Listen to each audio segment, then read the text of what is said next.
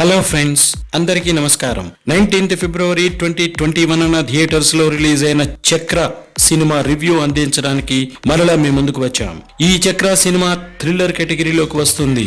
ఇందులో hero Vishal act చేసిన suspense thriller సినిమాలైన detective, అభిమన్యుడు సినిమాలతో కంపేర్ చేయకుండా ఏ విధమైన ఎక్స్పెక్టేషన్స్ లేకుండా థియేటర్ కు వెళ్తే పర్వాలేదు ఈ సినిమా అని అనిపించే మూవీ ఇది. చక్ర సినిమా స్టోరీ ఏమిటంటే, మనకి స్వాతంత్రం వచ్చిన 15th August రోజున ఒక సిటీలో ఒకే రోజు 50 ఇళ్లలో దొంగతనాలు జరుగుతాయి.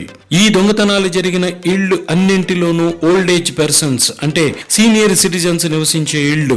ఈ 50 హౌసెస్ లో హీరో విశాల్ వాళ్ళ గ్రాండ్ పేరెంట్స్ ఇల్లు కూడా ఉంటుంది.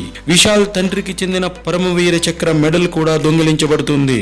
మిలిటరీలో పనిచేసి వచ్చిన హీరో విశాల్ ఈ కేసులో ఇన్వాల్వ్ అయ్యి ఆన్లైన్ లో దొరికే హోమ్ యూటిలిటీ సర్వీసెస్ ను ఉపయోగించి ఈ దొంగతనాలు చేసిన వారిని, వారి వెనక ఉన్న మాస్టర్ మైండ్ ను ఎలా కనిపెట్టాడు అన్నదే మొత్తంగా ఈ సినిమా థీమ్.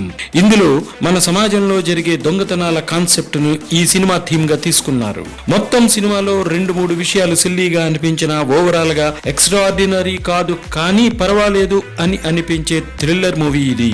మిలిటరీ నుండి వచ్చి ఈ కేసును సాల్వ్ చేసిన వ్యక్తిగా హీరో విశాల్, పోలీస్ ఆఫీసర్ గా హీరోయిన్ శ్రద్ధ శ్రీనాథ్ చాలా ఈజీగా యాక్ట్ చేశారు. విలన్ గా heroine Razina Cassandra performance okay.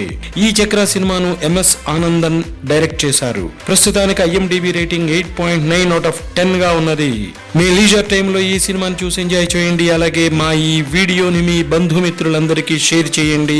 మళ్ళీ మరిన్ని విశేషాలతో మీ ముందుకు వస్తాము. Till then bye bye. Thanks for watching. Thank you.